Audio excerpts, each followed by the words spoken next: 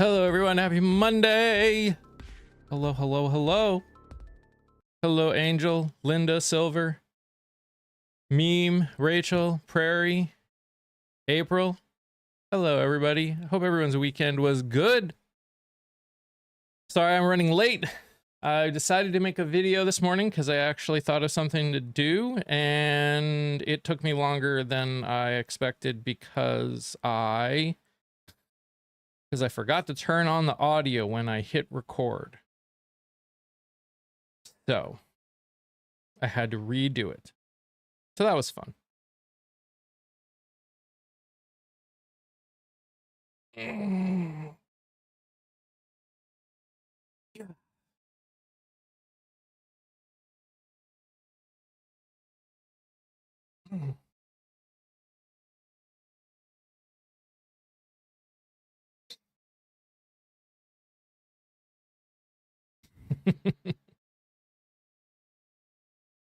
I'm not looking forward to the trolls coming in today and being like, hey, see, a deal is done. It's like, no, a deal's not done.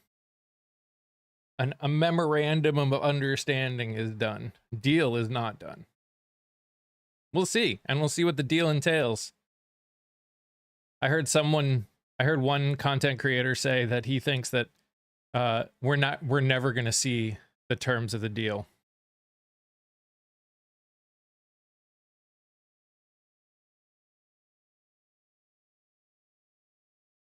But we'll see.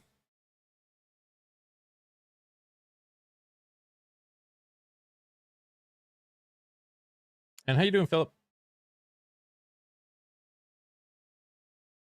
Working on a deal? I mean, yeah.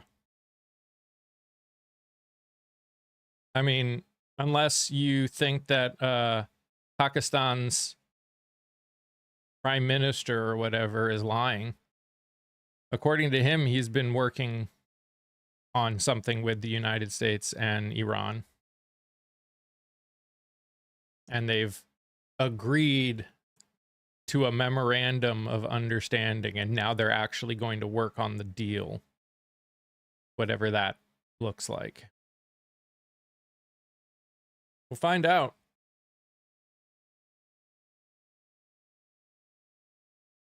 I thought they were reaching a deal to give themselves 60 days to reach a deal. I mean, that may be true, too. Had a brief conversation with my dad, who has been right-leaning for a while. I asked him, Paxton, huh? He just shook his head and said, go Tallarico! There you go. There you go.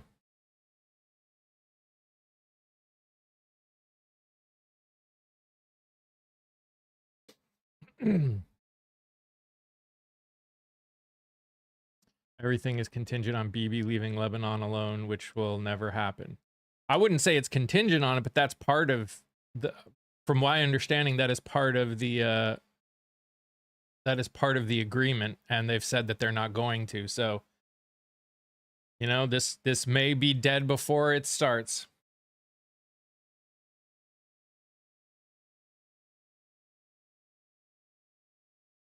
Or this could be Trump's way of just trying to walk away from the whole thing and pretend like nothing happened.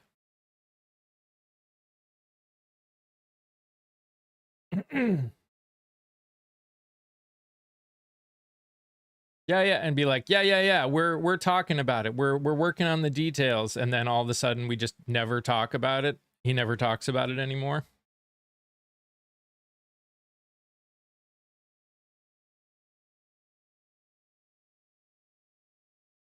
Yeah, it's a memorandum of understanding.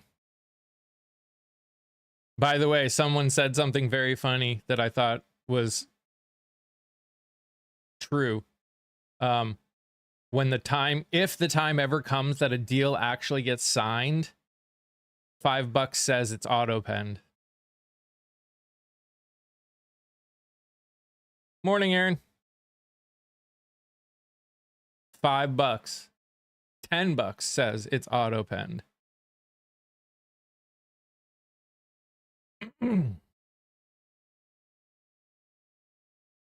Hey, OC.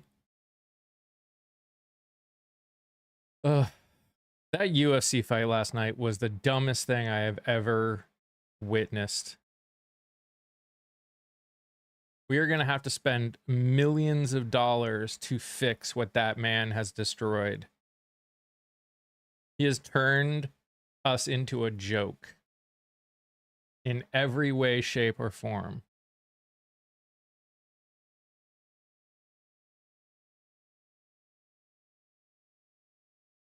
No, I saw clips. I didn't actually watch it.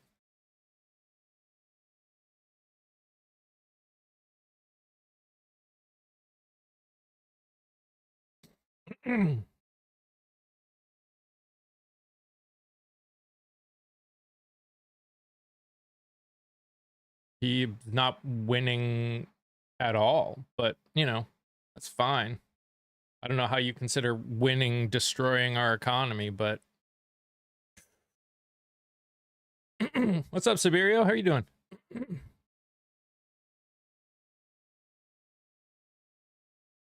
The weather let us all down. I couldn't even force myself to watch. It just, again, look, people like UFC, just like people like wrestling. That's fine. But doing it on the White House lawn is the stupidest thing ever. Not only does it waste United States tax dollars, but it makes the presidency, it makes it a joke.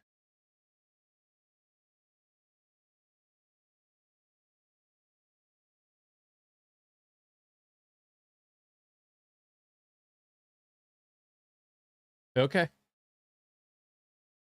Lighten up, it was entertaining. No.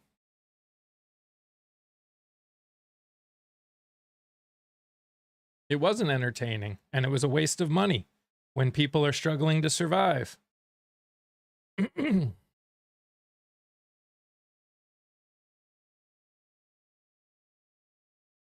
It was not great. It was a waste of money. American tax. You complain about wasting our taxpayer dollars? Your opinion, not everyone's. Okay. Welcome to my live.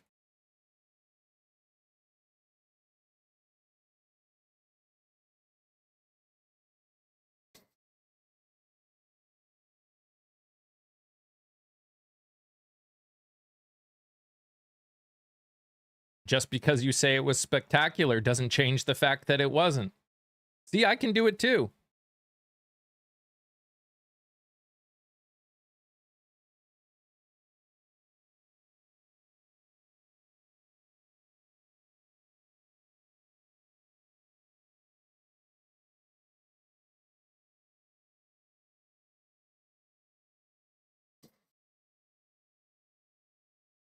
Using the Lincoln Memorial as a place for these fighters to walk down and do their whole alpha bullshit.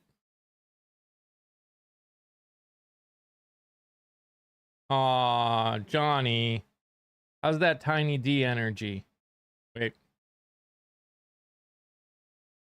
Why do libs care about gas prices? They never leave the house anyways, except to protest. Got 'em!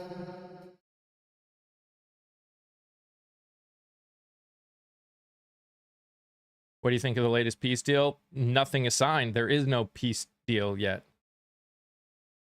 There's a memorandum of understanding. Nothing is actually signed.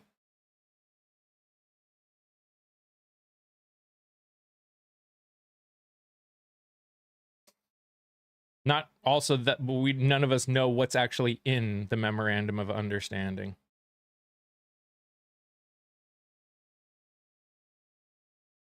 That was agreed upon. Oh, it was nothing short of an embarrassment. Yeah. The Marine Honor Guard saluting MMA fighters. Yep.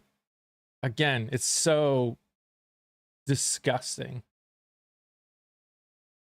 Hey,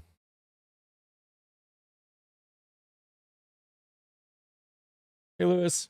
Hey, Scott.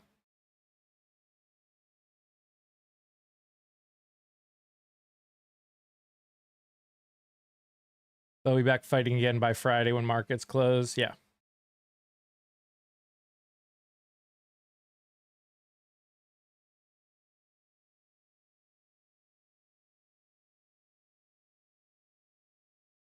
It was just all an embarrassment. He didn't even take a salary. He didn't need to take a salary. He grifted billions of dollars off the through being president. Great, he didn't make $500,000 as president. He doesn't need to.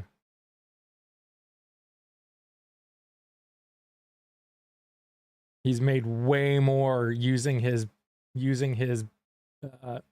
seat as president to make more money. Tartan army invaded Boston. I heard that.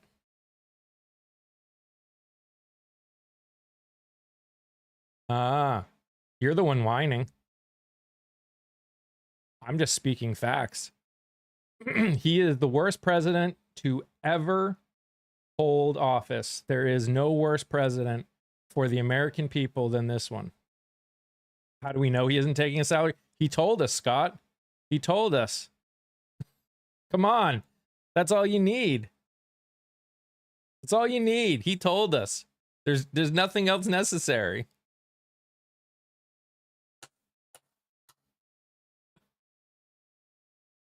Oh gosh.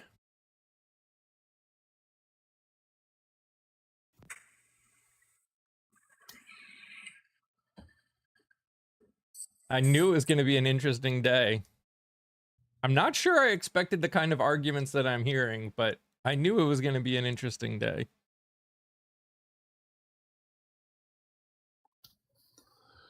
Well, what I find interesting is that they, quote, have an agreement and nobody has seen the agreement.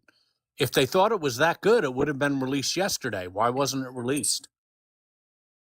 Oh, That's yeah. what I'd like to know. Why are they waiting until Friday to, quote, sign it? You have envoys there. They can sign it. It's not a treaty. It's a memorandum. Yep. It can be signed by your envoys. It hasn't been made public. And the only reason he wouldn't make it public is because he knows the deal stinks. It's only going to open up the Straits of Hormuz and everything else is going to be put off, which means the four major aims of the war were to limit their ballistic missiles, to stop their aid to their proxies, to get the 970 pounds of enriched uranium, and to effectuate regime change. And we have accomplished exactly zero of those goals. The only thing that we have achieved is giving Iran a chokehold over the world economy with the Straits of Hormuz, which is a card they will keep playing again and again and again. Mm-hmm. Yes. I have heard different content creators be like, they're gonna hold on. I actually heard, what did Mr. Global was like, they're going to hold on and hide the what's in this deal harder than they were trying to hide what was in the Epstein files. Scott has zero material facts to the deal. All of us have zero material facts to the deal. We're just talking about what's been released. They're only talking about opening up the Straits of Hormuz, and they're saying that the nuclear agreement will be sometime later that they'll talk about it. Well, that means nothing's going to happen. And that the ballistic missiles weren't even talked about. Neither were the aid to the proxies, the Hamas, the Houthis, and Hezbollah. So I don't know what we've achieved and what didn't exist in the status quo ante before the war. Scott, Johnny says we're just whining. Well, we're whining and he's failing. What a shock. And the UFC fight was not entertaining. It was disgusting and disrespectful to this country. God, I cannot believe people are like, think that this is what makes America. If what happened yesterday is what people think is being an American, that's just the most disgusting thing ever.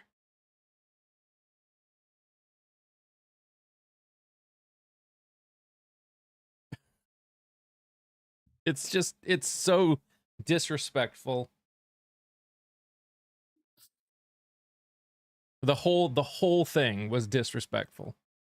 The whole thing. You mean MMA fights on the South Lawn? That's disrespectful. And Who'd have thunk it? and Marine honor guards down the stairs of the friggin' Lincoln Memorial as people were as UFC fighters were walking down. Was a pride parade disrespectful? What does a pride parade have to do with anything?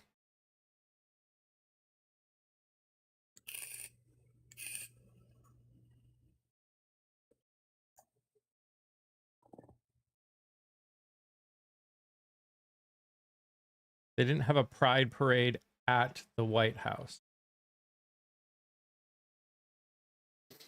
And honoring Americans is totally different than a UFC fight.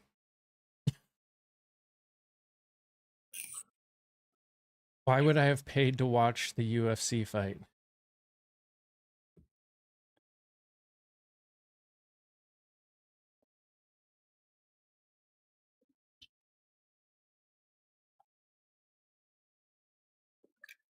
It did not honor Americans. It honored the president's ego. How does a UFC fight honor Americans? I'd be interested to hear that. How is that possibly honoring Americans, a UFC fight? It does a better job than, let's say, a tractor pull or a monster truck rally?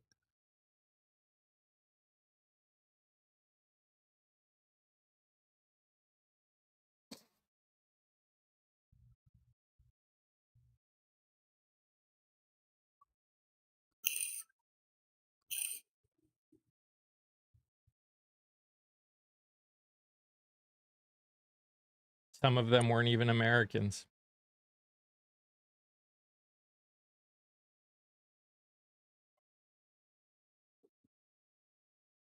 The Medal of Honor recipients walked the fighters down was amazing.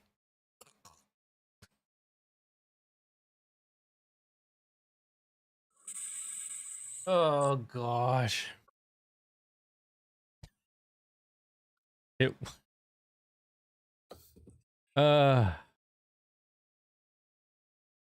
You didn't watch the fight, so you shouldn't have an opinion about it. Wah!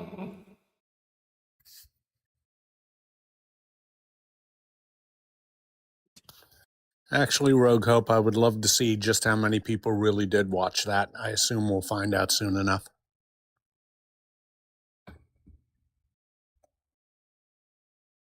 It's like it's you guys understand that you guys complain about things you don't take part in too, right? You complain about pride parades. Did you ever walk in the pride parade? No. You just complain about it. So don't pretend that having an opinion about something you don't like is unacceptable or un-American.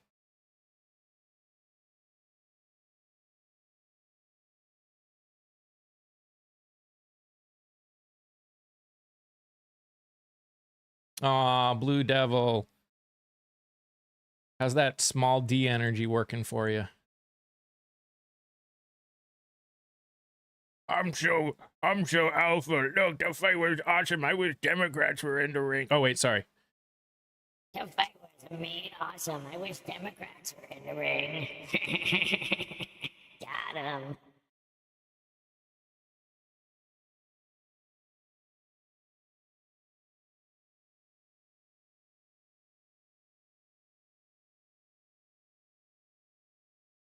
It's a disgrace to say a violent sport is to honor or represent America, right?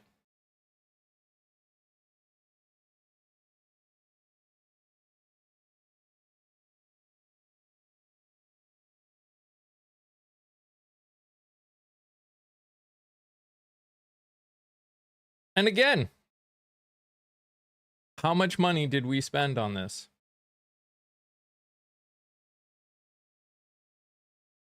How much money did we spend on this?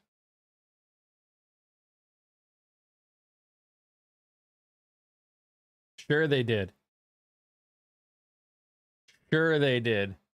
Taxpayers spent zero. Not a chance.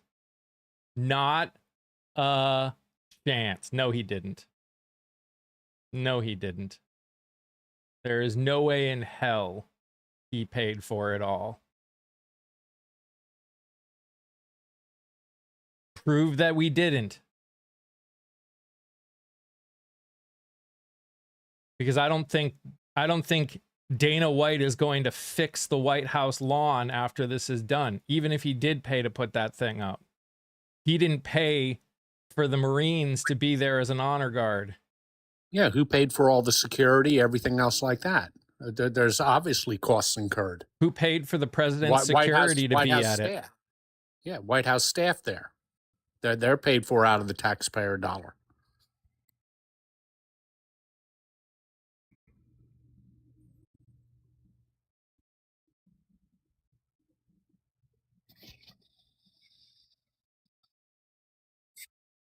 Can we just accept that we are about to split on an evolution scale? You will have the knuckle dragging conservatives who will go back to cage man type nonsense, and that will be the rest.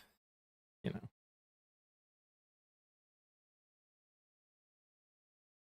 Were there a lot of people there? I don't know.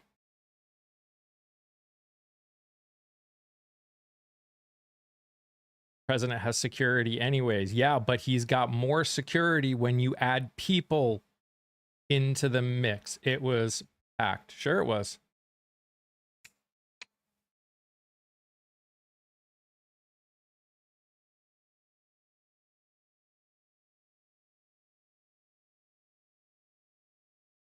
Mm-hmm.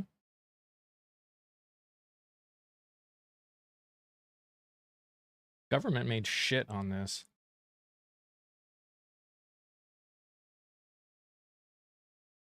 You've seen pictures of the audience? Uh-huh.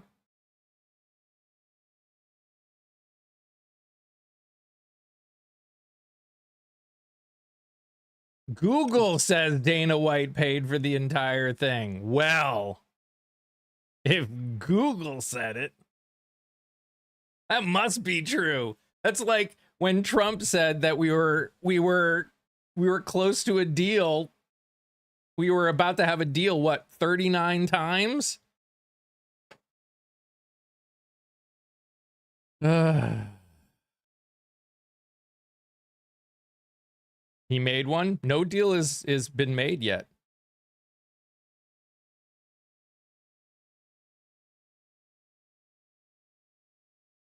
No deal has actually been made yet. A memorandum of understanding is not a deal, and you haven't even seen the deal.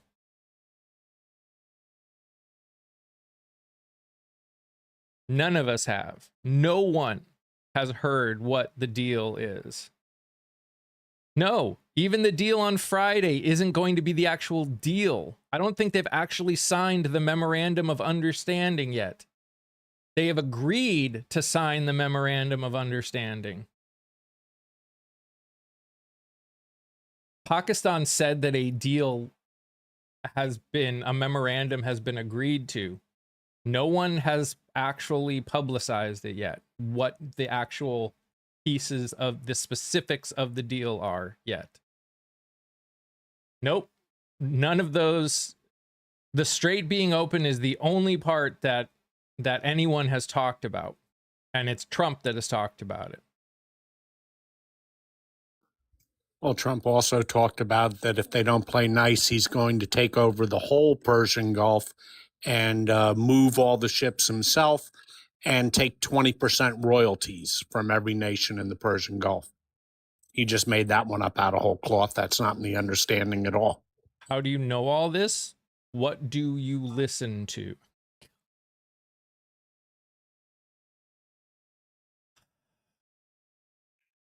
In this case, I listened to the representative from Pakistan who said that they have just agreed to a memorandum of understanding. And nothing has been signed yet. In the memorandum, nothing has been signed yet. By the way, the strait isn't open. Only two ships are going through the strait right now. Let me guess, by Saturday, no deal. Wouldn't surprise me. Does Host own an American Chewbacca's on a roll today.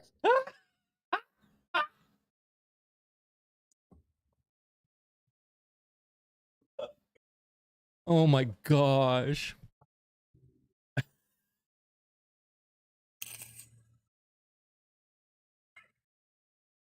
Oh, that would even better. No, but definitely pride.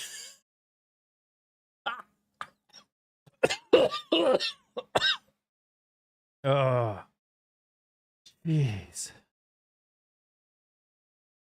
Does Iran know they agreed this time? Say somebody ought to pick up the phone and tell Iran that apparently they're on a deal now. Or Israel, who has specifically said that they aren't going to leave Lebanon, and that supposedly is also part of the deal.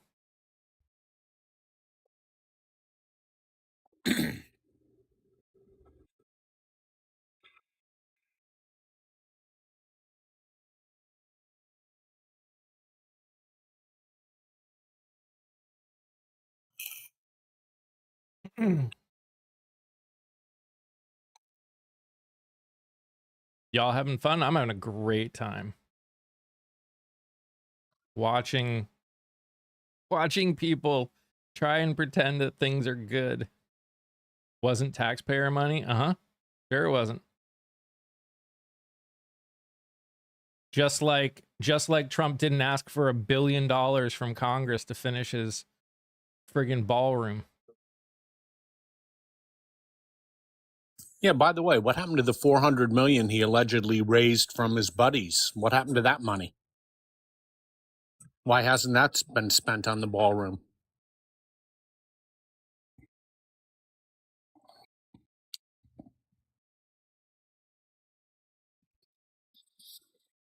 The ballroom is not being built, actually.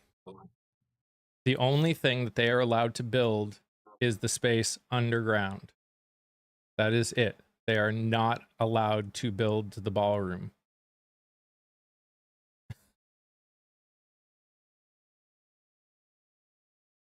The bunker. Yeah, that's not part of the ballroom.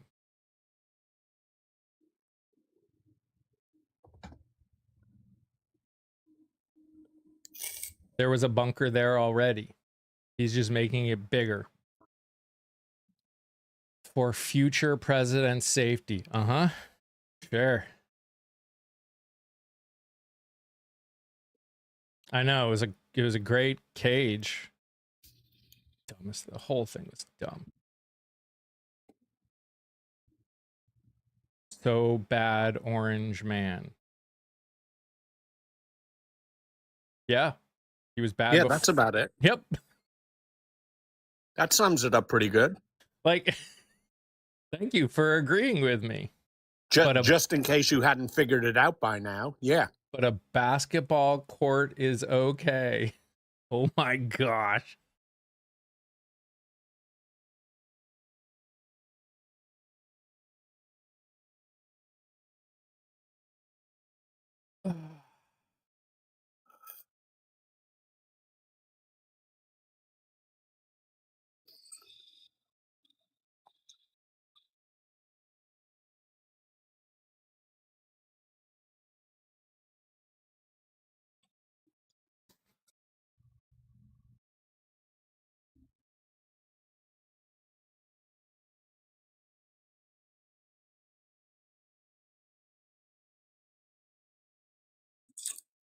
Well, the bowling alley was inside the building. That's a different thing. First off, that falls under different rules and different funds and different everything. And the basketball court, if you think a basketball court, if you're trying to compare a basketball court to a $300-500 billion ballroom, you've lost your mind.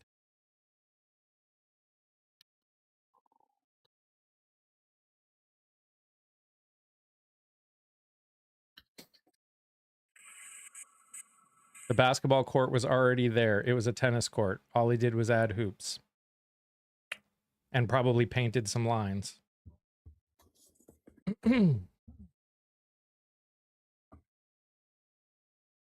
They're gonna make a hopscotch court for Hexeth? He'd still somehow miss.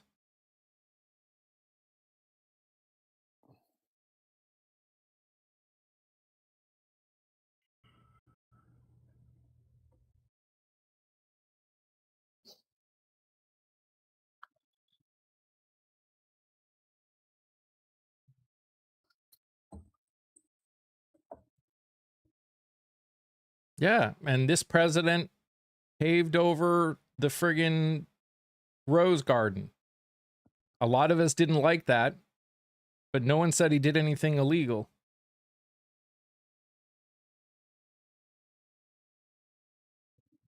That's different than tearing down a part of the White House to build a new part. Yes, no other president tore down the East Wing. Who said I'm trying to convince people to vote blue by doing this live, LJF? I'm having conversations. Some of you won't listen.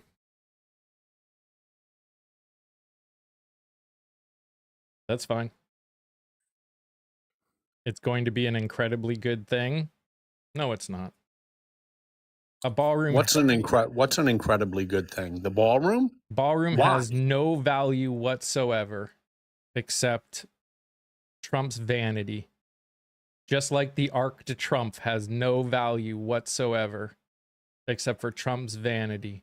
Just like Trump trying to get his name on the Kennedy Center has no value except for Trump's vanity.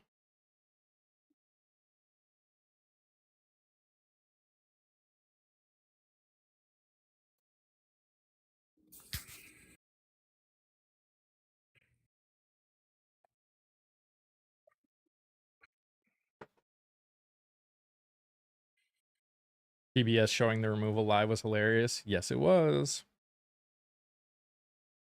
I bet they're proud of the non-reflected reflecting pool.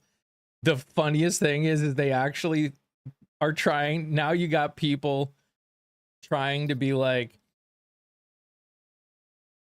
somebody obviously went and put algae in because it just got fixed. It shouldn't be algae. Yeah, I guess this pool boy didn't do a very good job, huh? Came in at what, $1.3 million bid that ended up costing $13 million, 14 different shades of blue. He couldn't even get that right. And then it fills up with algae 2 days later anyway. So there's an epic fail.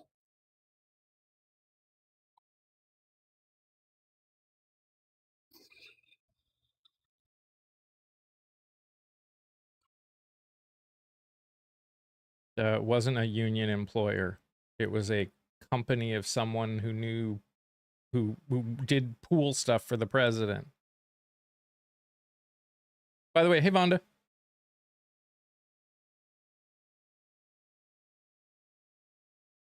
Where's your Doge check? It's in the same place as your tariff checks are. How much is it going to cost to strip it all?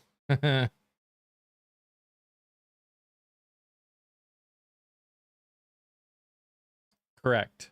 There are bigger problems with the reflecting pool than what they spent money on.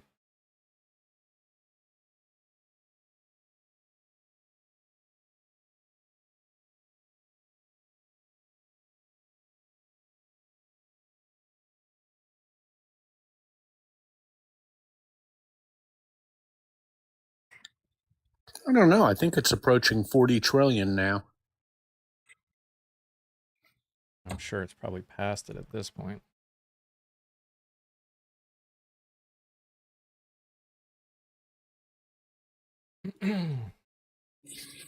So, sorry. Yeah, that's the 39.22 trillion right now. Oh, good. So we'll be up over 40 after this year. Mm-hmm. Wonderful.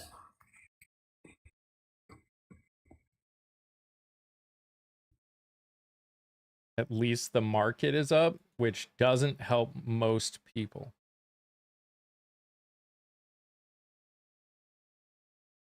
America has no debt running new currency. Well, thank you. There's a load off, Dave. You just got rid of our national debt. Woo! That's fantastic. $40 billion wiped off the books. There's a load off.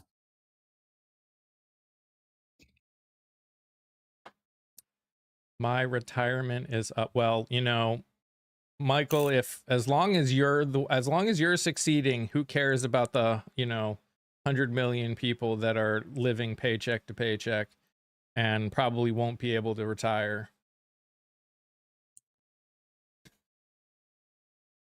Especially considering everyone's social security is probably going to drop about 30% in the next 6 or 7 years at the rate things are going.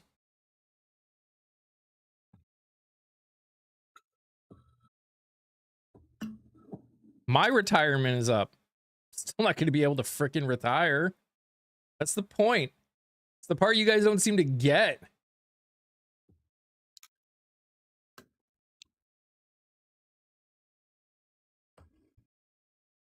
Great. It's up. Still can't afford things. Hey, Dolly. Up your percentage then? Oh my gosh. People really don't understand. You think we will even see our Social Security? Of course we will. We keep paying into it.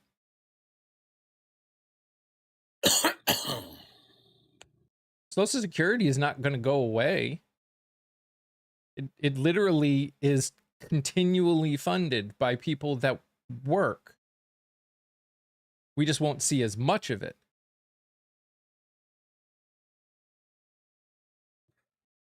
Well, they're going to have to make some adjustments. I think by 2032 is the when we hit the tipping point on Social Security. So some kind of adjustments are going to have to be made either to the retirement age or raise the payroll taxes or take money from other parts of the government to fund it.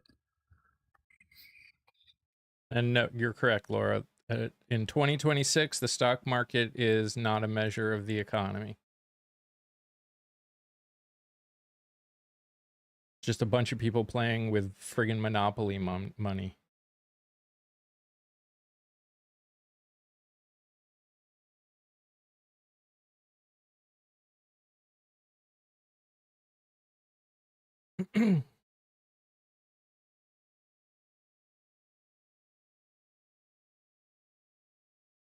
They should do the adjustment today. This month, we're kicking the can down the road. But people won't be able to afford to survive now. Yeah, but he is right. We can't keep kicking the can Well, I down the road understand on that. this. We've been doing that for 30 years. But kicking the can down the road shouldn't be reduce people, make it harder for people to survive that are trying to survive on it right now. It should be raise the cap so you still get Social Security taken out if you make over $200,000. Yeah, but that alone won't do it. It'll help a lot. It'll help, but that's not going to close the complete gap. There has to be a restructuring of it, and nobody wants to. It's a politically tough thing to do, so nobody wants to touch it, and that's why everybody's been ignoring this problem for 30 years. And pretty soon we won't be able to ignore it. Social Security should be a 401k solo. You want to take our Social Security money and put it in the stock market? Gosh. Yeah, let's just make rich people more rich. That's the way to do it.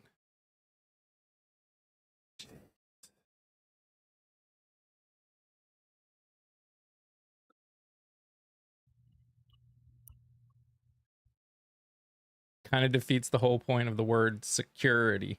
Exactly.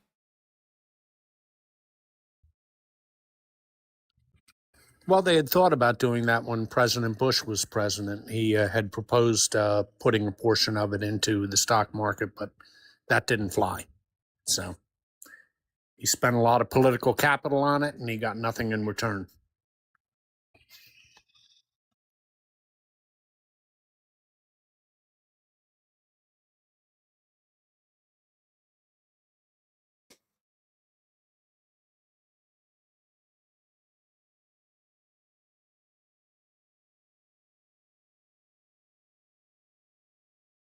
He wants to put it in the crypto market. Of course he does. This wouldn't have happened if people had more security in securing their social security.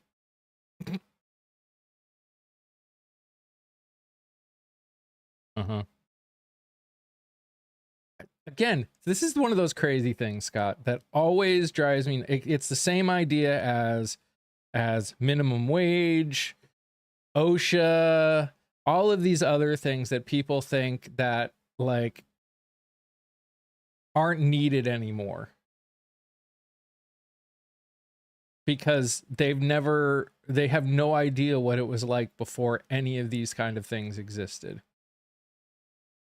They don't understand why Social Security came to be. They don't understand why minimum wage came to be. They don't understand why OSHA and all of these other things came to be.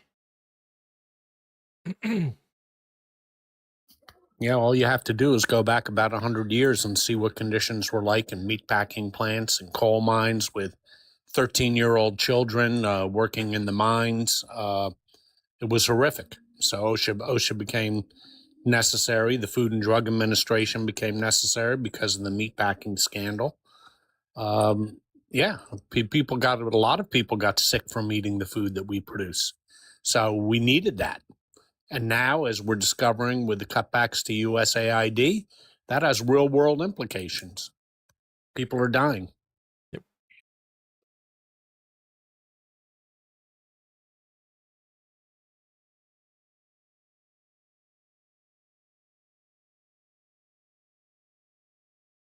Falling through on Friday. It absolutely could. It absolutely could. Until it is done, I don't believe it. 16 years the Democrats had the House popular vote and the presidency, not one fix. Uh-huh. Okay. You're right. I mean, things have not gotten fixed. I don't care about what letter is next to your name. You don't seem to get it. The letter doesn't matter. What you do matters.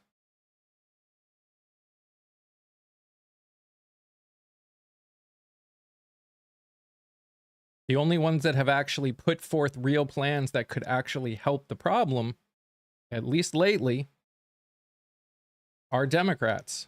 Just nothing can ever get past the damn filibuster. And no one wants to get rid of the filibuster.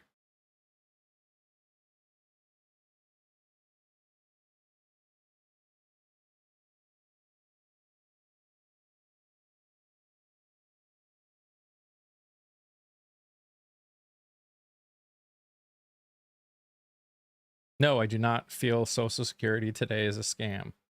I do think it needs to be changed, just like everything does.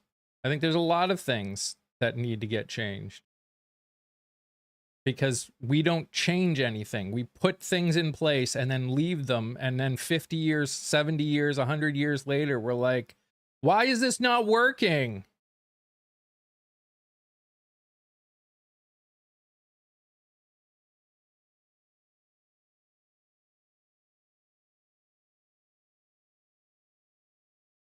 First step would be increasing the wage or the cutoff for having to give into it.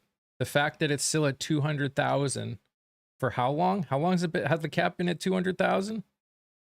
I think since Reagan, when that's the last time that they changed the rules for Social Security. And you're right. I mean, they cap you. You pay Social Security taxes on the first 200,000 in income, and you pay nothing above that. So they're going to have to raise that that benchmark.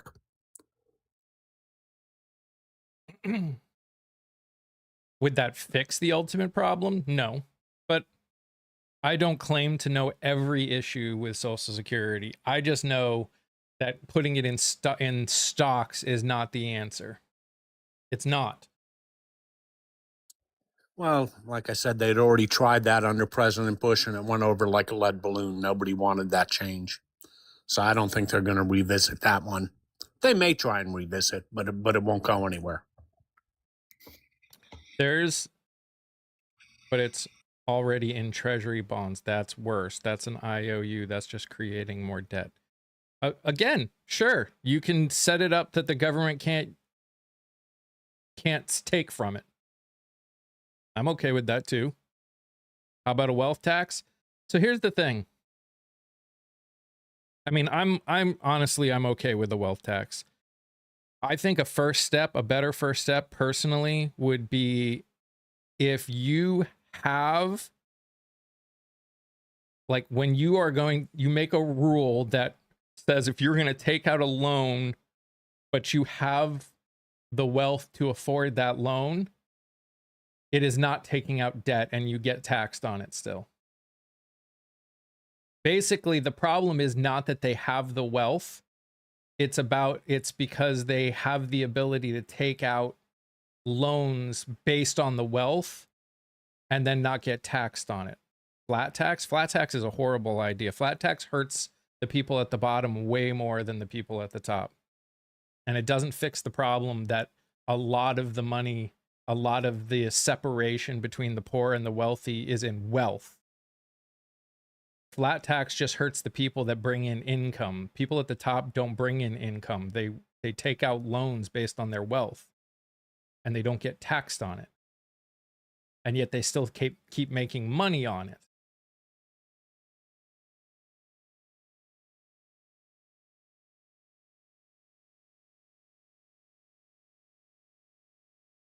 But I also think that companies, I also think there's a lot of things that I think we should do. I think certain things should not be considered commodities.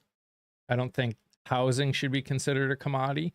I don't think health care should be considered a commodity. Energy shouldn't be considered a commodity. I think those kind of things are things that everyone needs. And those things shouldn't be about for profit.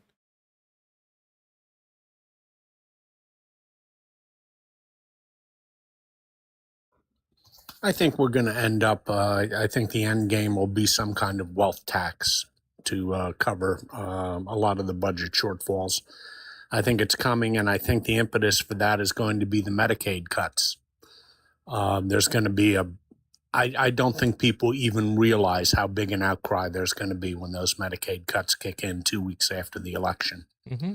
That's going to change the playing field. And that's going to upset a lot of people, and that's going to upset a lot of MAGA people. It's going to affect the red states more than it affects the blue states.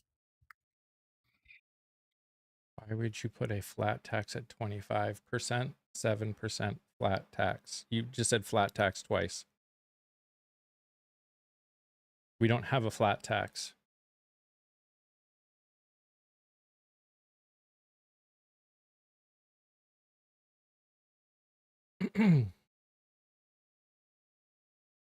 I mean, a flat tax is an idea that's been kicked around for 50, 60 years now. I tend to think that acts as a regressive tax. It taxes the poor more than it would the wealthy, because 15% for them is a lot more than 15% for the wealthy. They don't have that 15%. Well, and again, the ultra wealthy especially, they don't get income. A lot of them don't get income. They get paid in stocks, which you don't pay taxes on. And then they take out loans based on those stocks, which they don't pay taxes on. So everything they do, every way they live on, doesn't get taxed. The people who will hurt the most is the ones that lack wealth, that don't live off of their wealth. Sure, because everything they're making comes from income. Yep. That they would be subject to the full effects of whatever the flat tax rate was, whereas the wealthy wouldn't, because only a small portion of their wealth comes from income. The rest is, held in stocks or other tax-free bonds, things like that. Hey, James.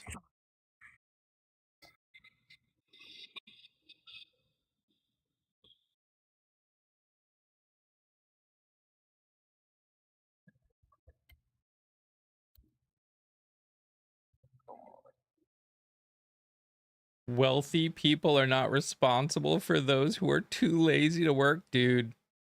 Way to be completely ignorant to the world. You got brainwashed good, man. Woo! Woo! You think poor people don't work?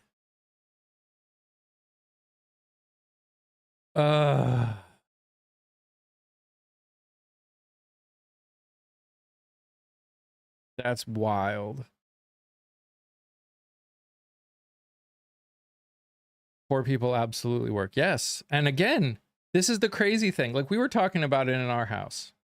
Just in our house.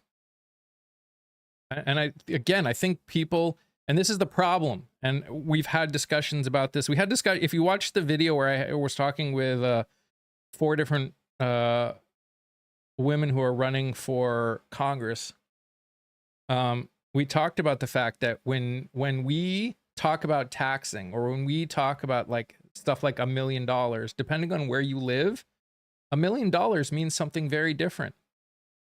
Our income, our household income in my house is considered low. We are considered low income in my area.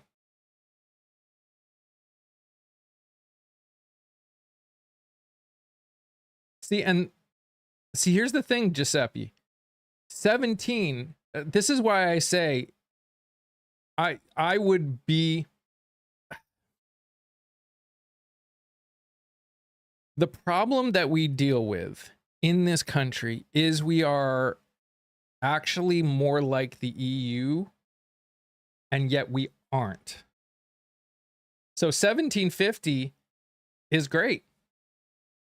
1750 wouldn't be survivable in my area. Wouldn't be survivable. You could not survive on $17.50 an hour, even if 2 people were working in my area. It's just not possible. The only reason we can survive on how much we bring in as a household is because we got lucky. We got lucky and we were able to buy a house after the Great Recession. So our our mortgage is low. I don't even think 1750 would take people out of poverty. That's what I'm saying. You cannot survive on it. The problem is poverty level is so low. Like it's not even, I think what is considered officially poverty, like making under 15,000, like that's not even poverty. Like that's nothing. You couldn't afford anything.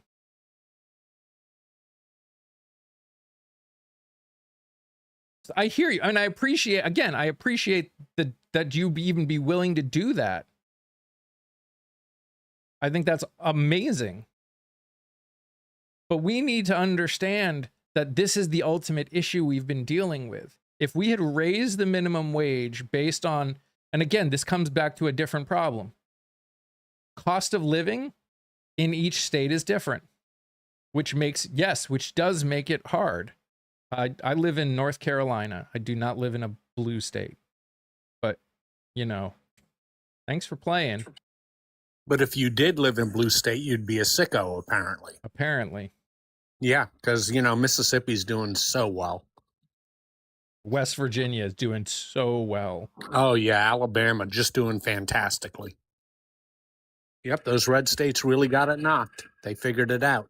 The only reason that my family is surviving as a whole with multiple incomes is because we were able to buy a house that has now tripled in value. We have one of the smallest houses in our neighborhood.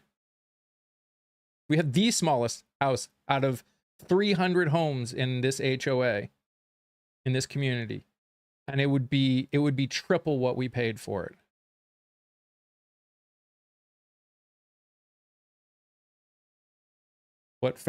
So here's the thing. Here's the thing, Giuseppe, and I think this is where it gets hard. I think the only way, nothing, by the way, hey Shug, I don't think there's any easy answer to that question. Okay. I think the only way you could do it short term is connect minimum wage to the living wage of every state.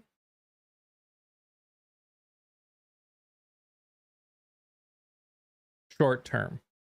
Arguably long term is finding a way to make living cost of living in each state to be the same.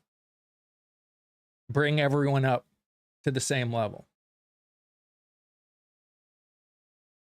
I don't know how you would do that off the top of my head. That's not something I really thought about. But in the grand scheme of things, the first step would be to make minimum wage the cost of living, the average cost of living in each state. Because, and again, that wouldn't fix everything, because some of in cities it obviously costs more to live than in rural areas. But that would be at least a step in the right direction. That would be a start.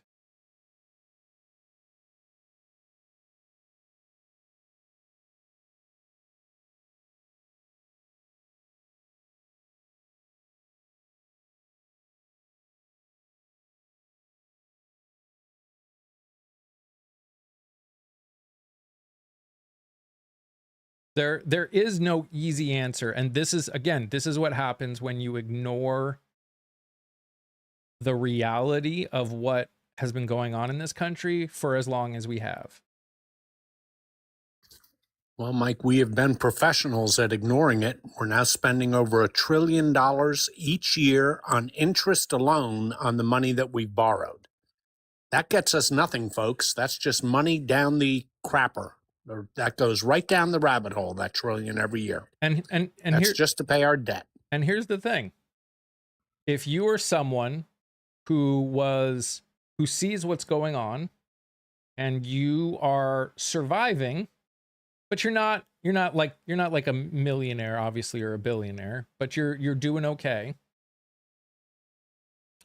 I understand why you would actually become more like, I want to get as much money as humanly possible because I see where this country is going.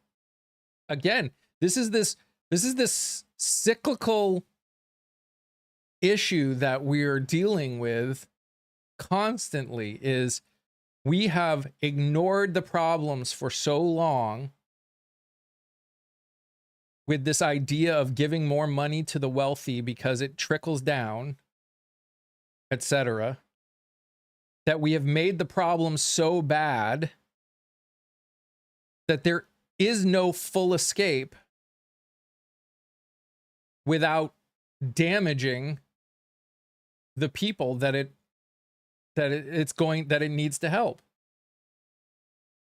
Someone is going to get hurt no matter what.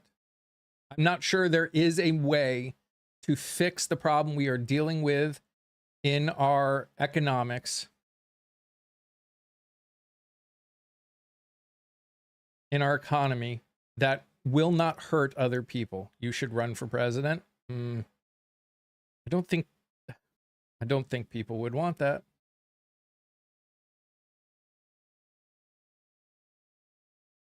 What did he waste America's money on for himself? Putting his name on the Kennedy Center. His desire, the money he's already spent on his desire to build the Arc de Triomphe. The Trump.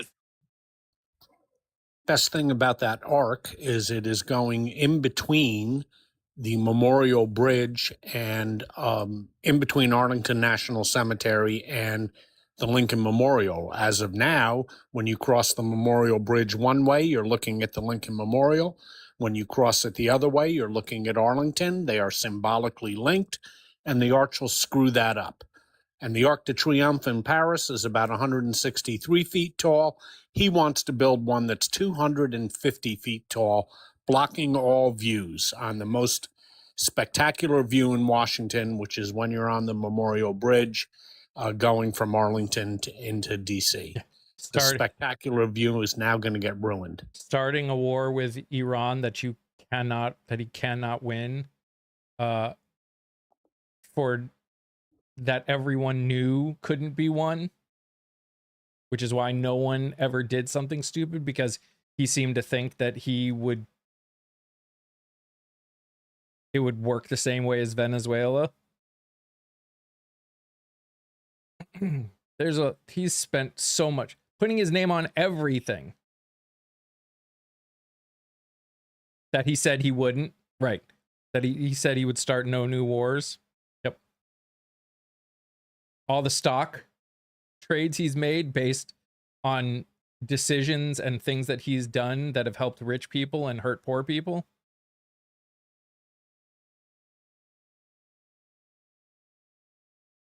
UFC cage. Yep. Again.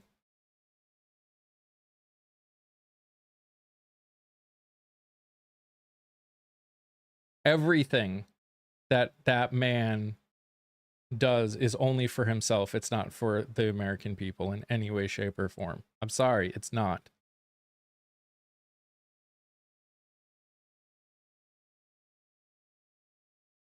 Saying that UFC fight didn't cost taxpayers any money was also false. Yep. It's a UFC cage, not a WWE cage, but well, it certainly cost us money because DC police in overtime alone had to lay out between 10 and 12 million for security yesterday. And that's funded by the taxpayers. So, Pawn, that to an extent, I agree with you. We do need new blood. Okay, I agree with you. The problem is at this moment that we cannot agree.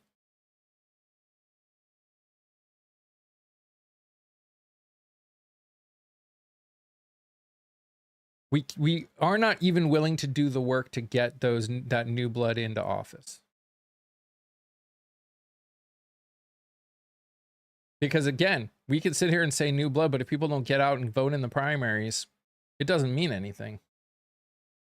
There was new blood running. There was new blood running everywhere that I interviewed. That didn't make it through. All that ended up happening was old blood went from a lower seat to a higher seat.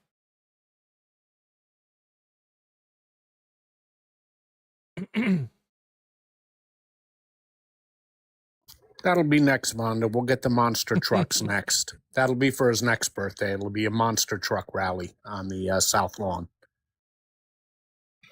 Yeah, spending millions of dollars to have have National Guard pick up trash just so he can say, "Oh, look how clean it is."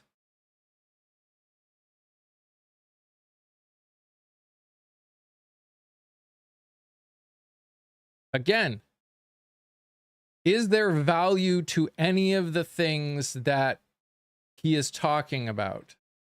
Of course. Of course there's value to cleaning up a city and making it safer. But what he didn't actually do that. He didn't actually fix and all he's doing is putting band-aids on everything. Not actually fixing any of the problems. The Democrats Party, you can't even say it right, is destroying America. Man, look at me, I'm alpha. Ow. All the fountains are working in DC.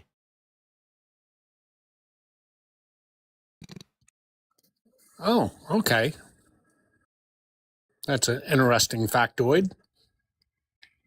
Because fountains working, people being able to afford to survive, those two things are on the same level.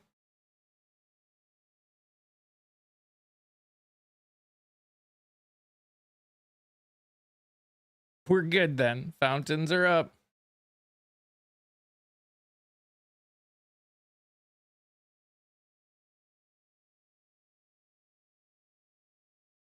And again, Pawn, here's the thing that we need to get everyone across the country.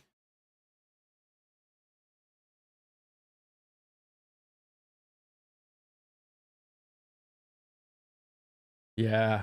Yeah, there was nobody in DC when Biden was president. Nobody.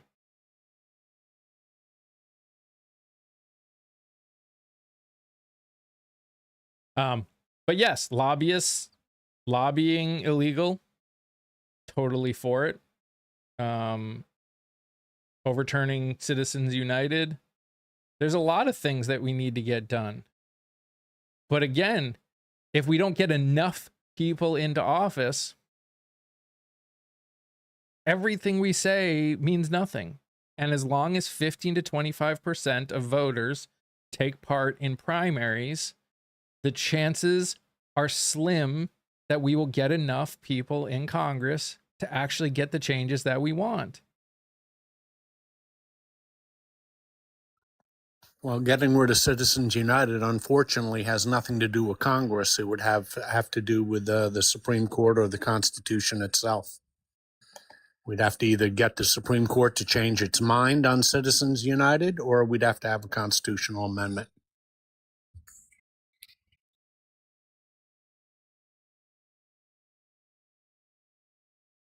Legislation won't do it because if the Congress passes legislation, that would be found unconstitutional. So All major companies are leaving blue states. Sure they are. all of them? All Wow. of them.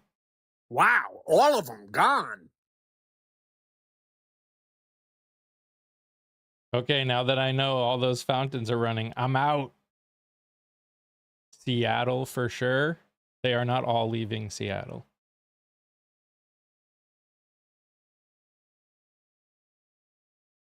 Is it men in women bathrooms? Wow, dude. You guys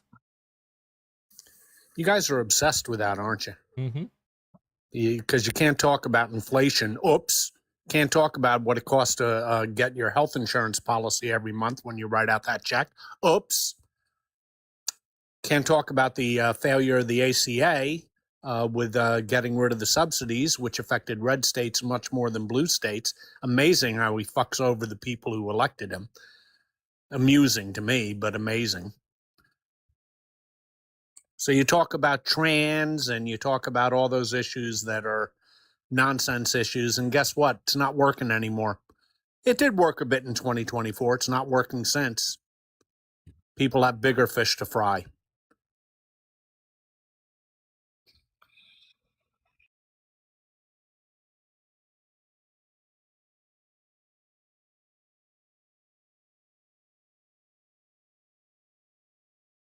What is the Affordable Care Act, TPHD?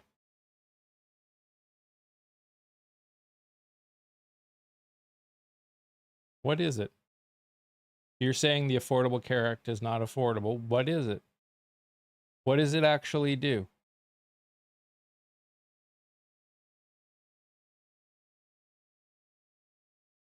What do you think it does? How does it work?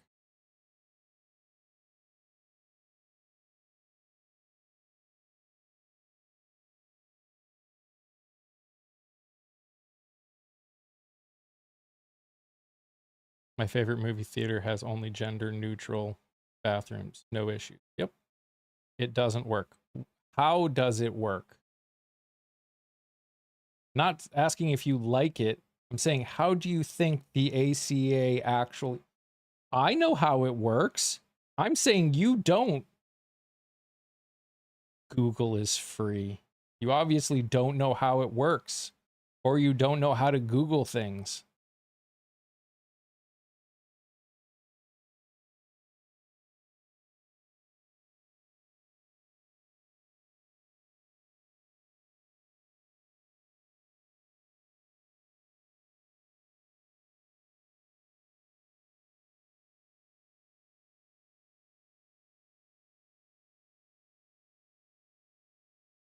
Do you get health insurance through a company? TPHD.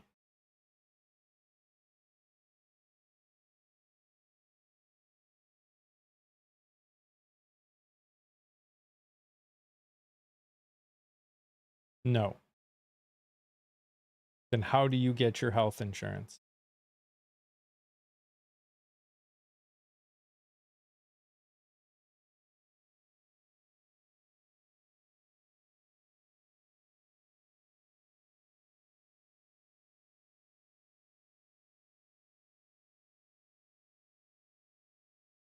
Retired USMC. So your health insurance is subsidized. Your daughter's health insurance is subsidized. All of our health insurance is subsidized.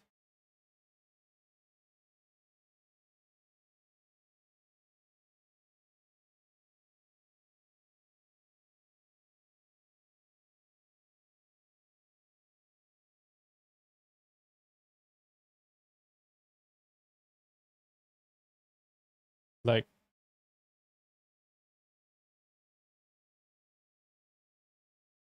the you want to fix the problem? Take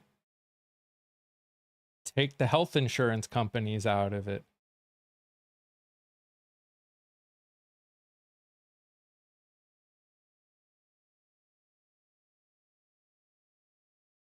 There were people getting insurance subsidies and made over $600K a year.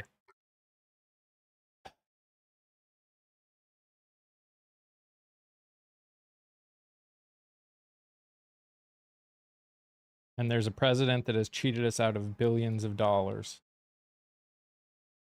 You think the correct way to fix the problem is to make it so millions of people lose their health insurance? Oh, well, a few people that make over $600,000 are getting something that you don't like. I can't even guarantee it. I'd have to see the specific cases you're talking about. But why do you guys think that the best way to fix the problem is to make life worse for more people?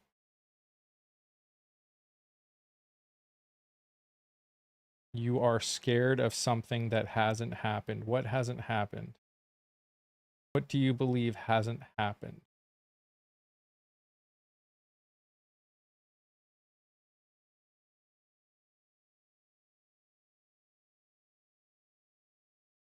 It's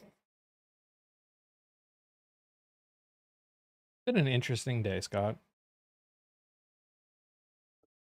Well, they clearly don't know what the Affordable Care Act is, which basically set up a marketplace for people to buy private insurance. It's not government insurance, it's private insurance. You're buying Blue Cross, Blue Shield, Aetna, United Healthcare, depends on what state you're in. And these subsidies are what made it affordable. When they did away with the subsidies, the average cost for an ACA healthcare plan, and again, the top 10 states getting ACA subsidies, all red states, the average plan went up 125%. Now, you can ask me where I got that from. I'll be happy to tell you. KFF, Kaiser Family Foundation, they're the Bible of this. And I'm just going to take it up another notch. Every single one of us gets subsidies to our health insurance because health insurance is not affordable for anybody. The ACA made it possible for self-employed people who couldn't get health insurance before to be able to get it and afford it. The ACA made it possible for people with pre-existing conditions to get health insurance because before it, we couldn't.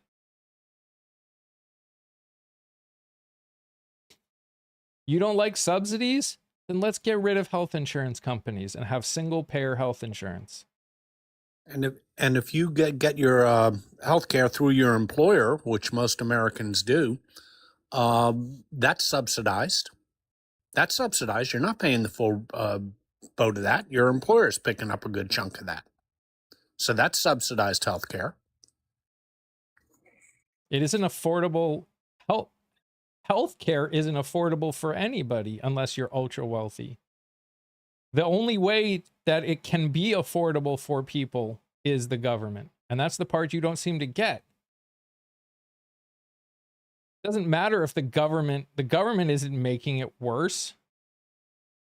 Capitalism is. The fact that healthcare has become a commodity, the fact that our health and our sickness has become about profit is what's made it worse. The government hasn't. Capitalism has. The thing that you guys love so much has.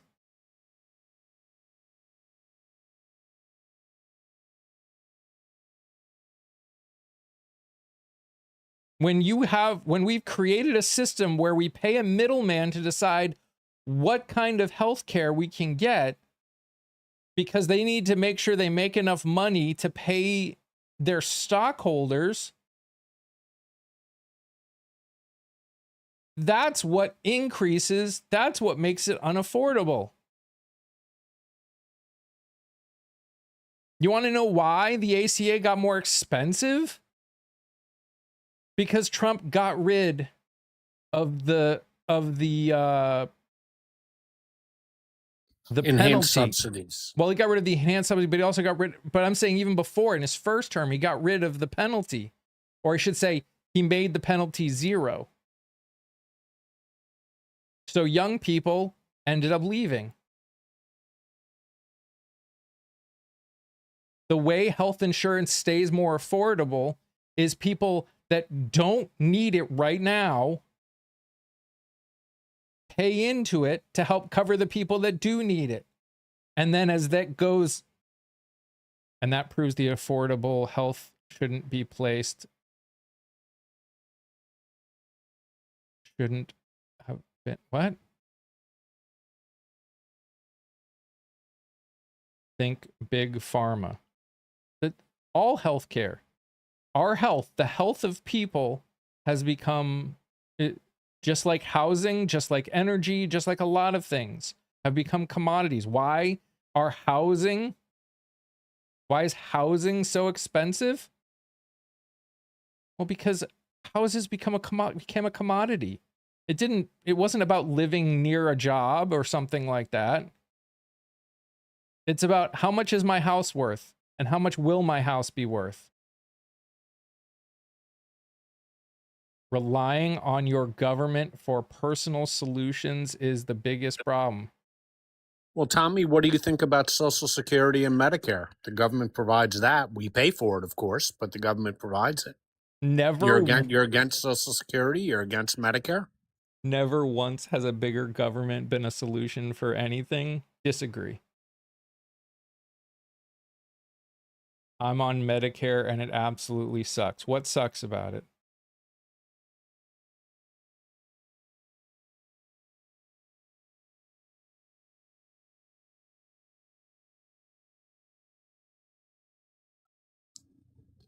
And more importantly, Tommy, compared to what? You say it sucks. Okay, compared to what?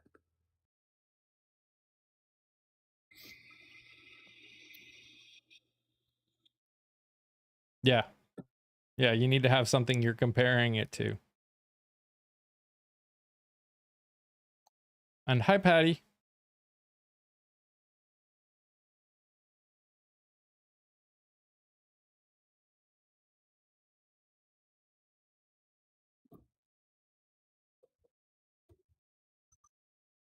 You think Medicare is the problem, is the reason for your length of time of appointments and doctor availability?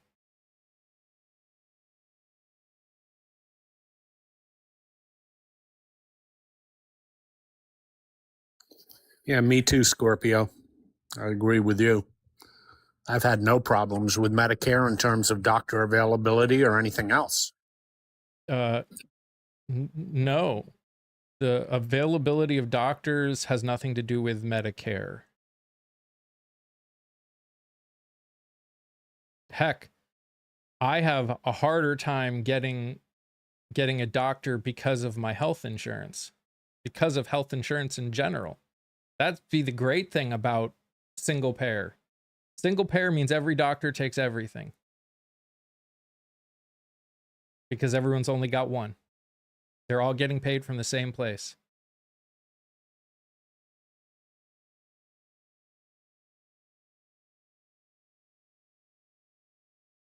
No, all doctors do not accept Medicare, probably. That's the joys of a private system. There's no requirement for anyone to take anything.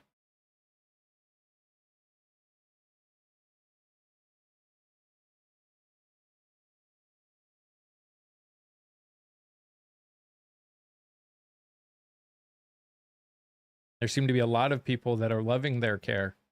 So maybe the problem is where you are. Which I'd have to know where you are, and I'd have to look at the symptoms, the symptoms for that area to actually know whether or not there's other reasons. A lot of By the way, doctors are leaving. Medicare has nothing to do with doctor shortages. Sure. In fact, about 90% of doctors in this country accept Medicare. So that's just not a problem. The reason that people are having longer wait times is there are less doctors, because it costs 10 times, it costs a ton to even become a doctor. And they're making it harder now to become a doctor.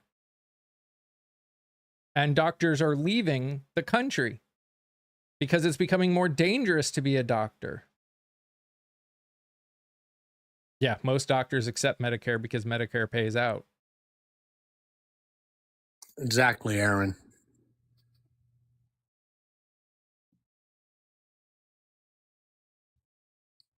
At 10% without insurance. What are you talking about now? I'm talking about the percentage of doctors who accept Medicare patients. That's 90%. That has nothing to do with who's insured and who's not insured. A lot of people aren't insured anymore. That number keeps going up. Again, now that there is no requirement. And again, if we're talking about the ultimate problem is private health insurance.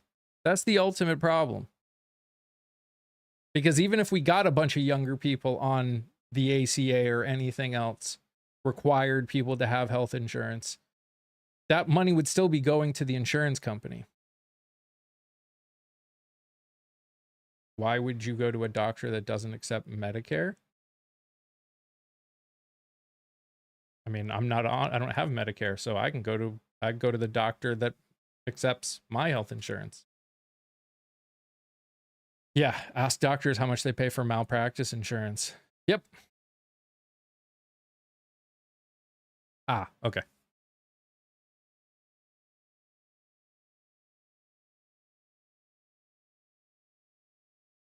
Oh yeah, I mean, there's also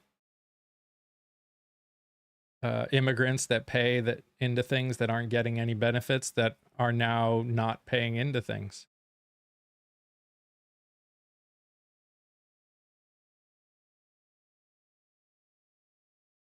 Now some nurses have to pay their own malpractice. Yep. There's less nurses, there's less doctors, there's less everything. Again, we should not, when you make things always for profit, like we as a country need doctors. As a society, we need doctors. Anything that we need as a society,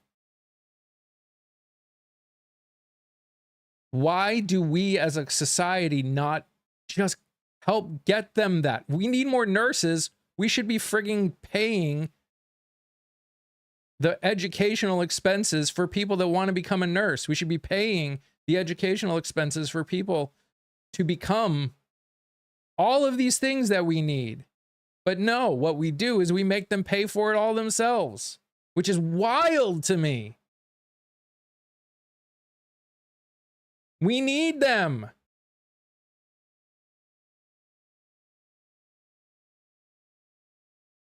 My PCP was told he had to figure out a way to treat 3 more patients every day. Yeah, that won't burn him out.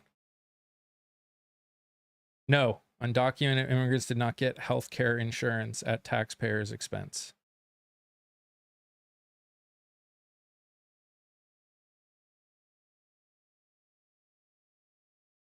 They do not pay for education for nurses most places. You've been a nurse for 20.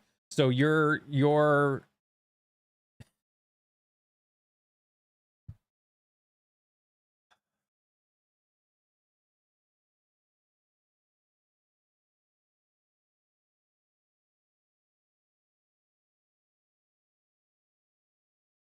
how many times, Scott, do you think we're going to have to point out the fact that 25 years ago and now are two different things? Yep, they're completely different animals. We're in a different time frame now. My wife went to nursing school. Get paid. She had to pay for it.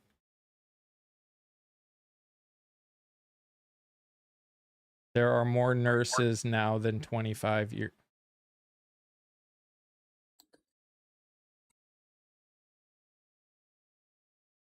Izzy, the fastest way not to get to speak is to keep spamming about it.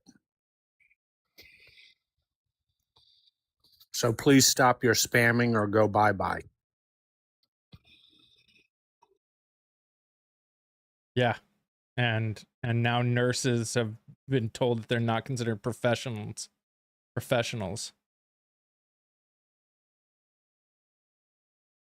Most are registered nurses now, so they're more qualified nurses.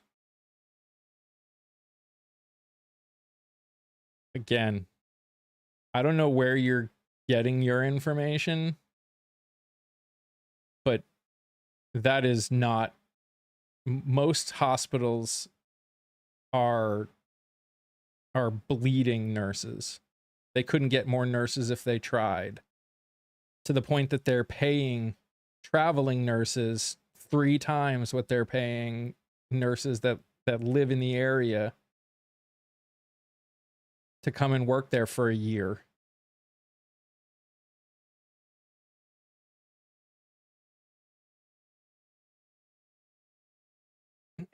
Yes, Rock Doc, we are.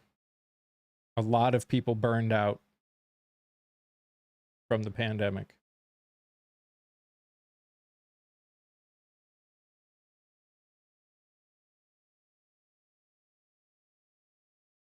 Yep. And again, look,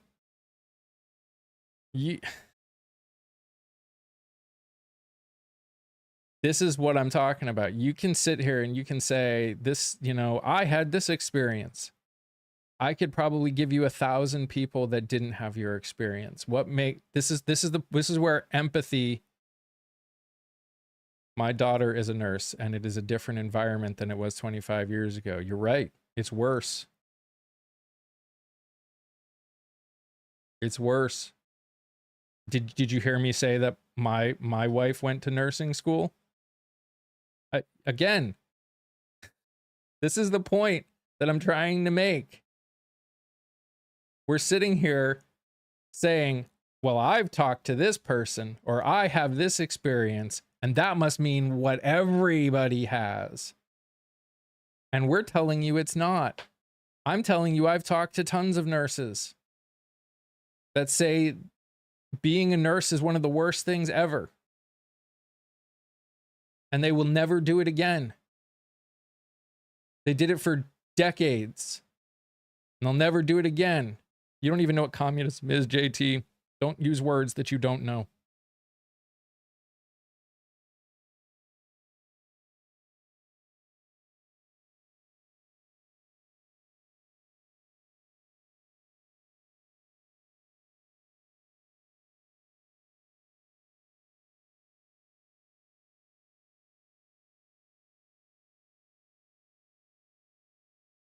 And again, I think healthcare should not be a for-profit system. I think anyone that comes in should get healthcare. Anyone's here. I think people's health should be a right. Doesn't matter who you are. Just like when I go to another country that's got universal health care, I get covered. I get most of that cost covered.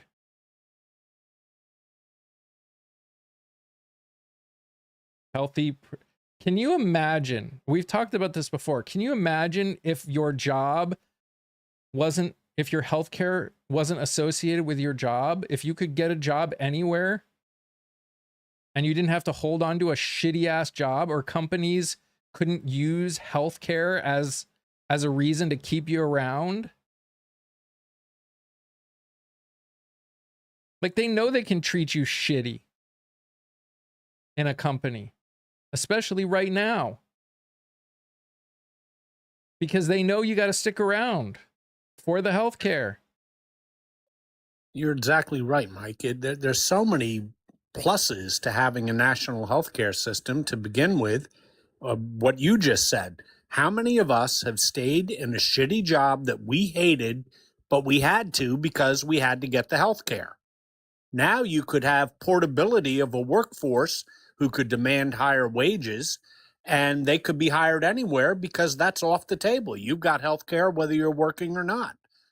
Secondly, the insurance companies make 15 to 20% profit off their premiums. That would go away. The cost of running Medicare, which is a good example of what a national healthcare system would be, is about 1% of premium. So you'd save that money off Jump Street.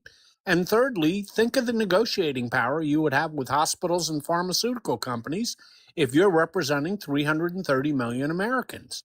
You would have tremendous negotiating power with them, and you could lower costs that way too.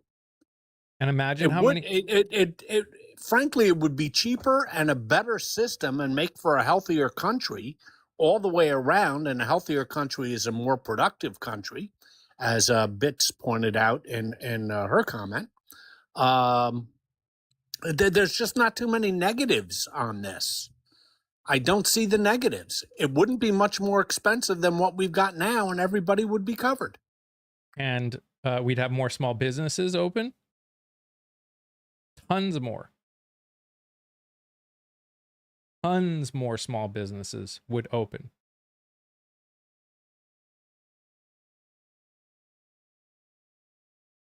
And again, here's the thing. You wouldn't be selling a slight tax increase. You'd be taking the money that you're already spending on health insurance, and it would go to a tax anyways. And for a lot of people, that price would go down.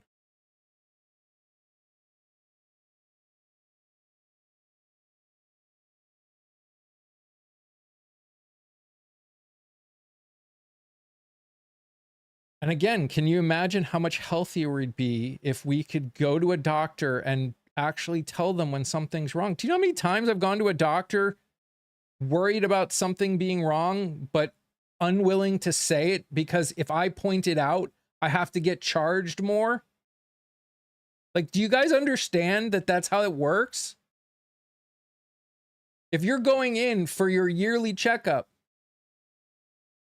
and you say, and they ask if anything's wrong, and you point out that something is wrong that they didn't see themselves, they automatically have to recategorize that because it's not covered, because it's not your checkup at that point.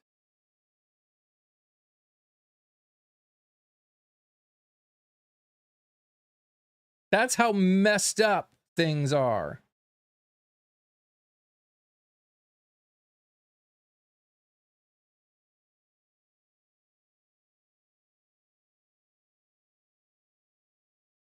That's why you have to make separate appointments for everything. Yes. And each one of those you got to pay for.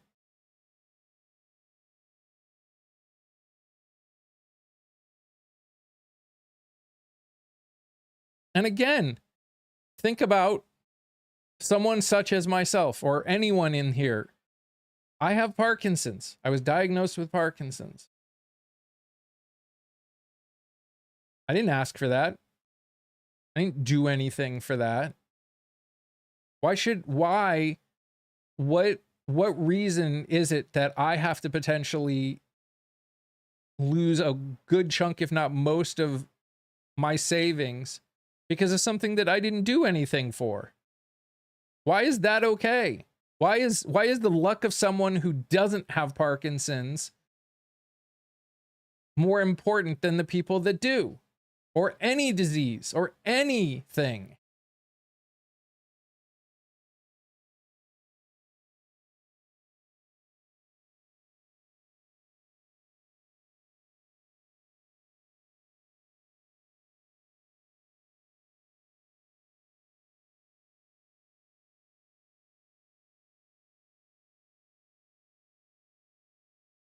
This is the problem that we're dealing with. This is the problem that we've got to this is what I'm saying when I say, you know, what do we want as a society?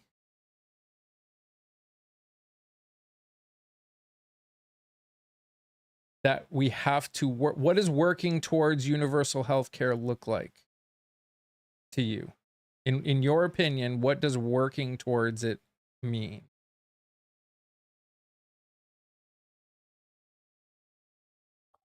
Roll Tide, I might remind you, we already have Medicare and have had Medicare for quite some time.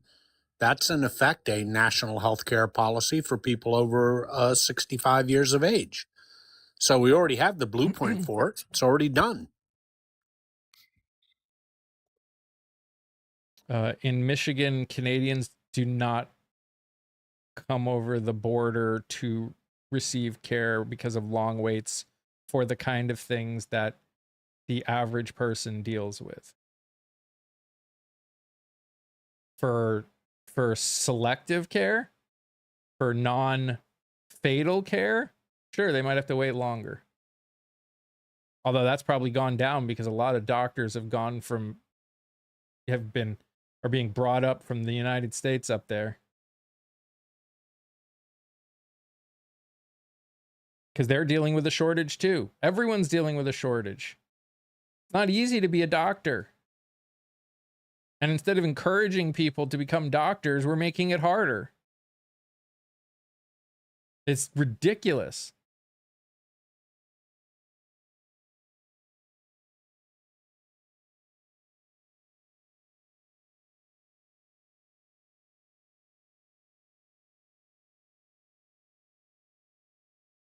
We used to not have weak men. We used to rely on natural selection. We should do it again.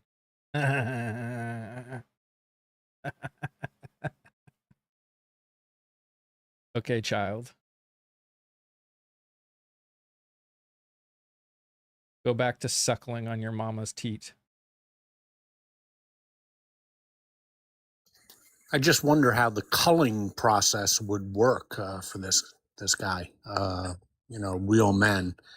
Who determines that, and who do we eliminate, and how do we eliminate them?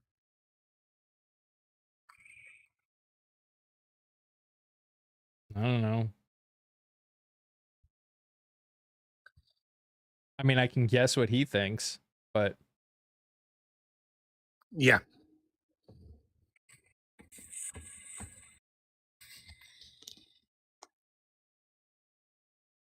Subscription clinics are I mean, a lot of things are growing, but again, it's not helping the problem. I mean, there's been a whole conversation about the fact that CVS owns like literally from bottom to top when it comes to a healthcare system. So like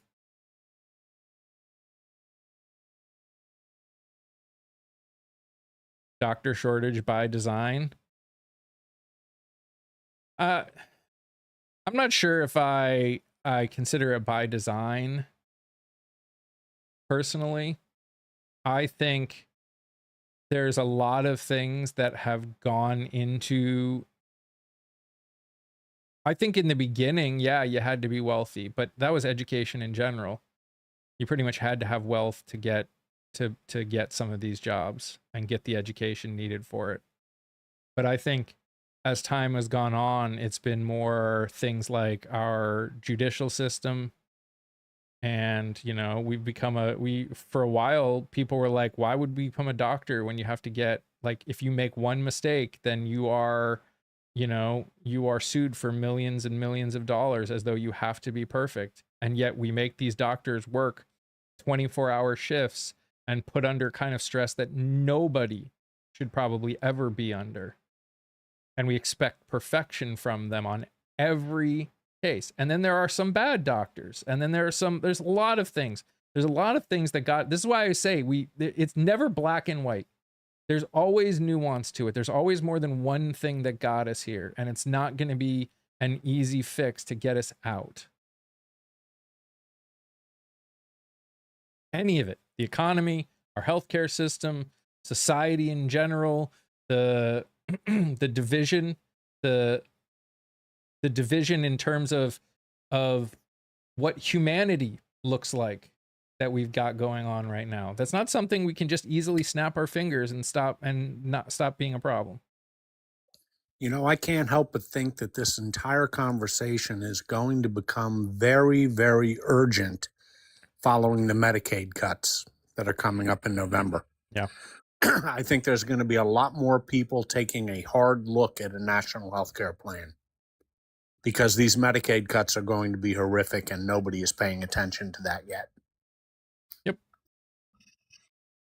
And I still think, and you're seeing it already, I think the hilarity of all of this is the people that are going, look, the prices are going down of X, Y, and Z. Well, you know what's not going to go down very much, if at all? Food prices. Why? Well, because all of those farms that had to buy the fertilizer already bought them at the 20, 30, 40% more. They're already bought it, and they're already growing the crop, and it already costs them more. So they can't bring those prices down. We're not magically going to get more of all of the other things that we've got. Sure, it'll bring it down some. Maybe. I don't think it'll bring the food prices down much at all, if at all. I think those will still go up. Well, when those crops are harvested at the end of the summer, the price increase due to the fertilizer and diesel fuel is going to be passed on to the consumer. Mm-hmm. So you're going to have a bump in food costs coming, in 2-3 months. Yep.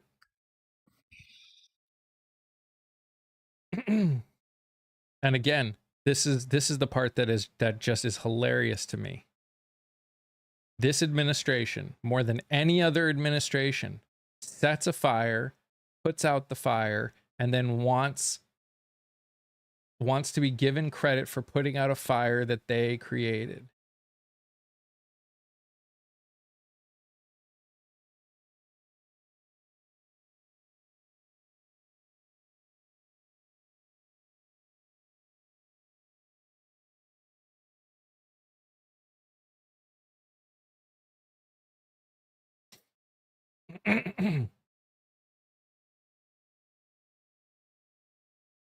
Well, Jennifer, we could hope, except you're going to have a permanent increase in the cost of insurance to go through the Straits of Hormuz, and that is going to lead to higher prices. That's why we're not going to go back to a price that's as low as it was before the war. And it's interesting. There's a third player here. The players aren't just the United States and Iran. The third player are insurance companies. And they don't care what type of agreement is sold. They are going to factor in, is the Strait of Hormuz a war zone? And if so, we're going to charge accordingly on the insurance, and that's going to add to the cost per gallon for us. Not to mention that for at least a year, if not more, even if the strait opened up fully and there was no other issue to deal with, they'd only have about 80% export ability because of the damage that was done to a bunch of the production equipment in a lot of these countries. Russia has reduced its export because the Ukraine is kicking their butts. So that's less export for a lot of people. One of the reasons that they said that I've heard people say that it turned out that that prices are able to go down a little bit more is because China, when prices were really cheap and we weren't filling up our strategic reserve, they got like 1 billion barrels worth of oil in China. So they've reduced, when prices went up, they reduced their imports by a lot. They prepared. They saw it coming. Do I believe it? It's not a belief. It's a fact that we can see happen. There's nothing to believe or not to believe. If you don't, Yes. China has the highest SPRs in the world, much higher than any other nation. So their strategic petroleum reserve is filled. And they've planned for something like this for a long time. where we did nothing about it, except kept spending more money all around. That's been nothing new. We've been doing it since before and after Clinton. Only one president has actually lowered our debt. We've done nothing. We've done nothing to prepare for anything.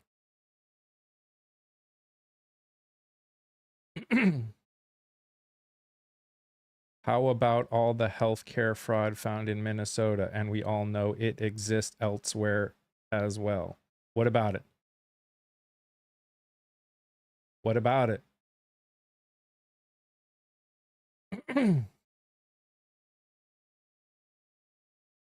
Did people break the law? Are people paying for breaking the law?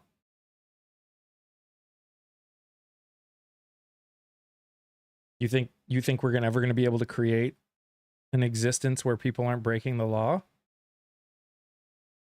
How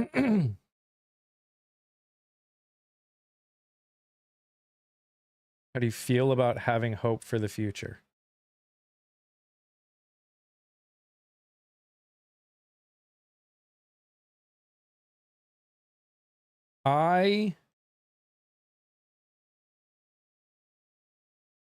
That's an interesting question. There are some things that happen that I hear from people that give me hope, and there are some times where I'm like, we're not there yet. I have hope for the far future.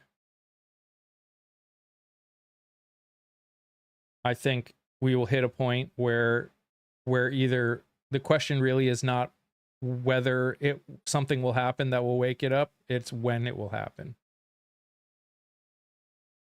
Because this is kind of what we're dealing with, and what we're seeing everywhere is the ebb and flow of how society works.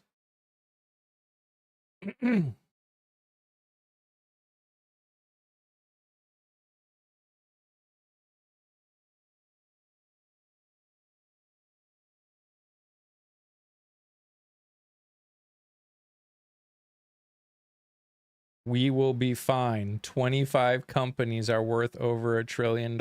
Yeah, that's...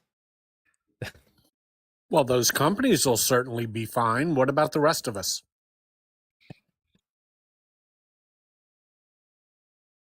Oh my gosh.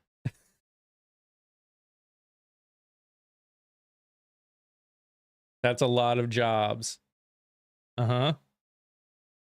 How many of them are good paying jobs? How many of the people that work for them are actually making a living off of what they're getting paid?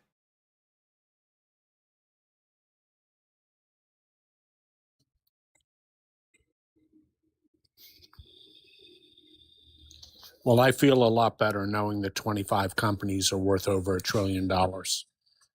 And I can't tell you the relief it was hearing that Elon is now a trillionaire. So that made me delighted. Anyone from Section 8 providing jobs? Wow, dude.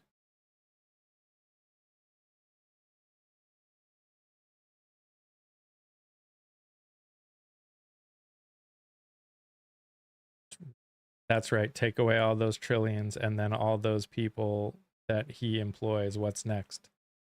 Someone else will make a job. If all those trillions of dollars go back into the economy, more people will make jobs. Just like they always have. Why aren't you working instead of being on my TikTok live?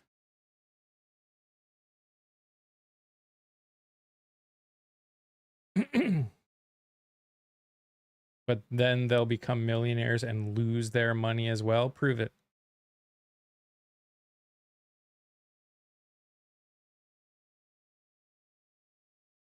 I mean, Nelly, I wasn't talking to you, but, you know, thanks for playing. Tax the rich. Yep.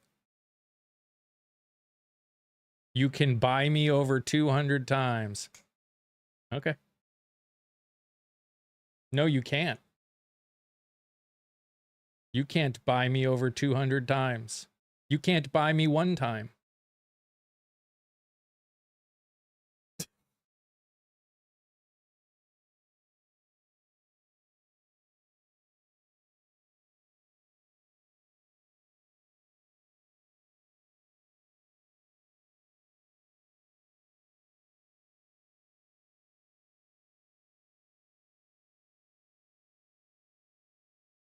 We'll end up bailing out those companies. Yep, which we have.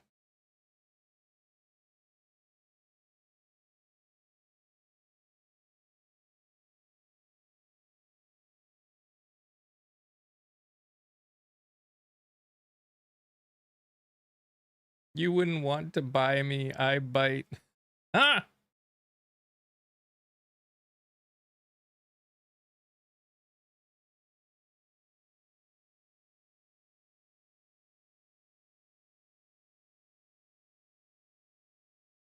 Again, have we gotten to a point as an economy where some of these businesses have been allowed to get so big in a way that they shouldn't, that it will hurt the economy if and when they fail, to the point that we have held them up multiple times? Yeah. Do I still think we need to let them fail? Yes. Yes, I do. I think we need to let them fail. I think we need to start charging them the taxes that they actually owe. I think they need to start helping pay for the roads that they have benefited from. I think banks need to pay and suffer for the mistakes that they've made in the attempt to make more and more money and greed.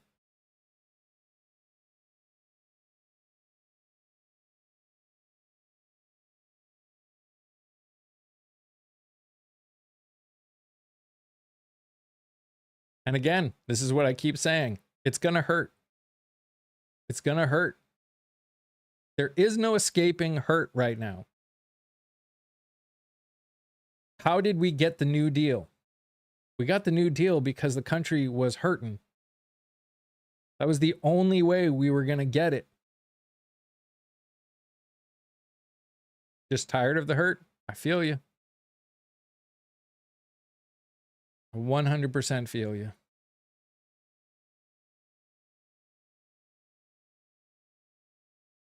Unfortunately, Mike, if you look at American history, or frankly, look at world history, you only get change through catastrophe and bad times. That's when you get real change. The Great Depression being obviously a catalyst in the United States. You also had the civil rights movement that was propelled forward by, unfortunately, a string of tragedies. So, and again, why? And this will be my last statement to this. Why does it require so much pain? Because for every person, every time, and you know, you've heard it with politicians too, when they say when they decide to support, what they decide to say. You compare what you're dealing with now to what you see as a potential of dealing with if you support or head or push for something. So let's say, you know, we push for for a higher minimum wage. For in every discussion you have with someone, each person is sitting there going, what do I think is going to be the benefit to me of that? And if it is not, and what is going to be the pain to me potentially of that? And until the benefit feels greater than the pain, like until they think even the pain that you might feel from having a higher minimum wage doesn't feel worse than what you're experiencing right now, they're not going to support it, because that's just how too many people, because empathy is not a thing that most people understand. Until the pain of what they're experiencing feels worse than the potential pain of what a change could give them, they won't support it. Why do you think you got people who consider themselves Republicans or conservatives starting to come over? They're not coming over because all of a sudden they've seen the light. They're coming over because what this president is doing is affecting them now. And they are feeling that pain. And now the pain they are feeling feels worse than what they potentially could have dealt with. Now, are they going to start supporting Democrats? Who the hell knows? It all depends. Depends on what pain people felt. But that's just the reality of the world that we live in. As long as empathy is a thing that most people don't have the capability of doing, it's always going to be about them. It's always going to have to be a change that they have to be willing to make. It's always going to have to be the pain that they have to be willing to endure with that change. The future needs to look better with that change. And we need to get more involved. Still comes down to voting, because we can sit here and we can talk all we want.